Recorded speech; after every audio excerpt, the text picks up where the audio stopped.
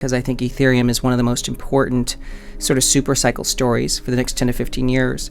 And here was a chance to create a company or transform a company in the same way that MicroStrategy did with Bitcoin. I still like Bitcoin, and we still recommend it to clients because Bitcoin is, I think, a ideal store of value. So it's digital gold. Yeah. The price of Bitcoin has gone from 10,000 to 110,000. So it's gone up by 11 times. But MicroStrategy stock's gone up by 25 times. And that's because MicroStrategy, as a treasury company, has grown your Bitcoin per share. And Bitmine is growing your Ethereum held per share every week.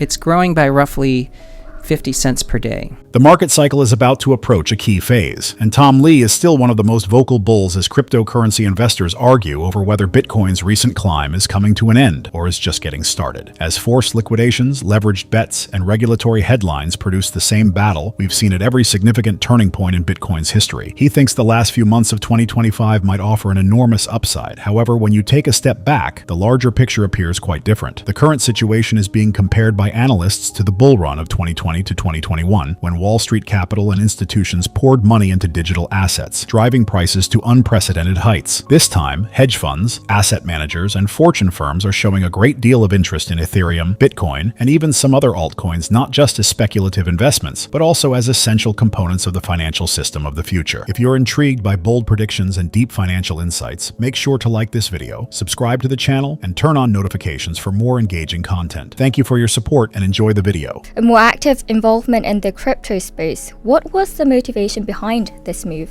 Well, I've been involved with crypto since 2017, and that's when we first wrote about recommending clients buy at least a 1% to 2% position in Bitcoin. And Bitcoin was under $1,000 back then. Wow. So it's been a 100x return. And this year, I became quite constructive on Ethereum. Because in our view, I think Ethereum is one of the most important macro super cycles for the next 10 to 15 years. And an opportunity came along where I worked with another group called Mosaics. They're good business partners of mine. I've done business with them for about 15 years. And we had an opportunity to create an Ethereum treasury on an existing company. So this idea really made a lot of sense to us because I think Ethereum is one of the most important sort of super cycle stories for the next 10 to 15 years.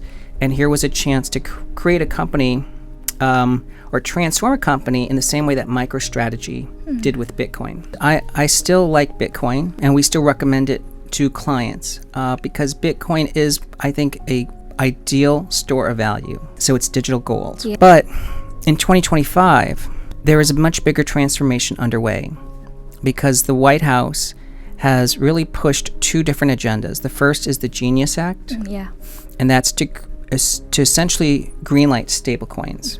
And stablecoins are going to grow dramatically. Today, there's about $280 billion of stablecoins outstanding. Treasury Secretary Bessent thinks it's going to get to close to $4 trillion. Yeah, he is. So that's exponential growth. And then there's the SEC's Project Crypto, which is encouraging not only for Wall Street to look at digital assets, but to rebuild Wall Street onto the blockchain. So this is a dramatic moment where the financial system is essentially moving everything onto a digital platform. Wall Street is choosing to do this on Ethereum. So Ethereum is facing a moment that what we call a super cycle, similar to what happened in 1971.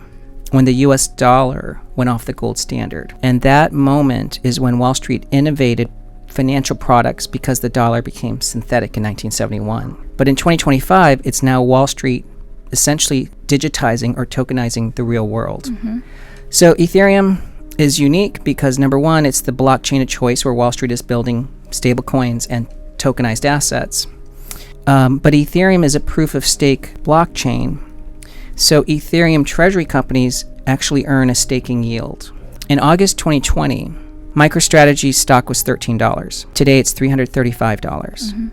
It's gone up by more than 25 times. The price of Bitcoin has gone from 10,000 to 110,000. So it's gone up by 11 times. But MicroStrategy stock's gone up by 25 times. And that's because MicroStrategy, as a treasury company, has grown your Bitcoin per share. And BitMine is growing your Ethereum held per share every week. It's growing by roughly 50 cents per day. And to give you a perspective, the stock was $4.50 when we announced the treasury strategy. Yeah. And today the stock's $43. So it's gone up by 10 times. Ethereum has risen by 50% in that period of time. So BitMine has outperformed Ethereum. Ethereum is beginning to dominate the market, not merely stay competitive. Ethereum has surpassed the majority of the main cryptocurrencies as 2025 comes to an end because of unprecedented on-chain activity, a spike in developer adoption, and rising institutional demand. However, Tom Lee remains optimistic about cryptocurrency in general. The largest growing surge, in his opinion, is just around the corner. Lee believes a long-awaited boom is imminent as BlackRock and other financial behemoths diversify their holdings in digital assets. He predicts that there will be over 1 billion active cryptocurrency wallets globally by the end of 2025, marking an extraordinary rate of adoption and one of the quickest wealth accumulations in history. To remain up to date on the most recent developments in Bitcoin, cryptocurrencies, and the digital economy, please take a moment to like this video, subscribe to the channel, and enable post notifications. So if you took the original example, Yeah. okay, so let's say on July 8th, you had $4 of Ethereum or $4 worth of BitMine stock. And then let's say Ethereum went down 50%. The original person only has $2 of Ethereum because they bought it for $4 and it went down 50%. But today, someone has $40 worth of Ethereum, and if it goes down by 50%, it's $20 per share.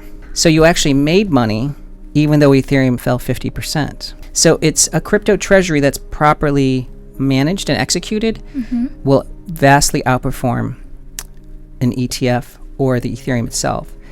That's why MicroStrategy as a company is larger than any Bitcoin ETF, because institutions realize it's better to buy MicroStrategy than to buy a Bitcoin ETF. But that's really a liquidity framework. And liquidity meaning, buying versus selling. There's a much bigger factor driving liquidity in Bitcoin today. What is it? Well, there are two drivers. One is institutional investors are buying Bitcoin and crypto. Keep in mind that 95% of all Bitcoin has been mined. So there's very little Bitcoin left, 5%. Yes. But, and this is from Bitwise. They had this really great stat, but 95% of institutional investors don't own Bitcoin. They don't own it? Yes. Oh. So if you think about that, there's only 5% of Bitcoin left. Yeah. And 95% of institutions have to buy that 5%. So you can imagine... That's surprising. Yeah, you can imagine that will cause an asymptotic rise in Bitcoin's price.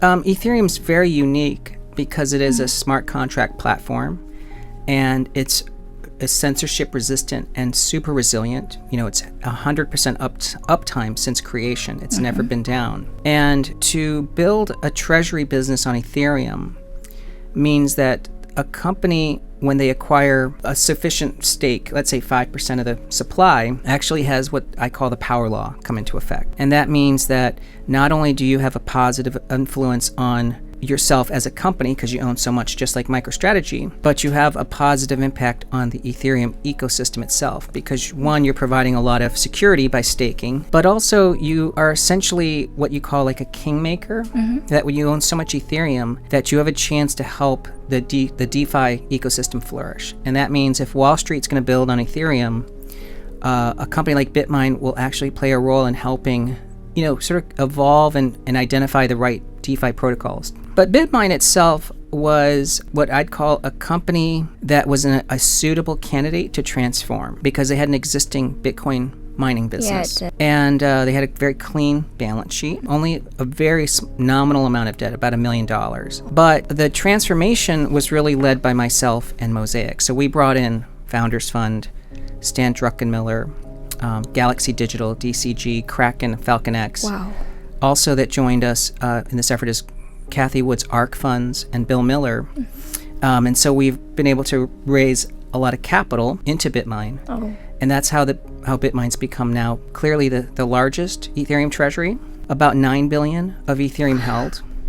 So it's dramatically almost 3 times larger than the second largest now. Yeah.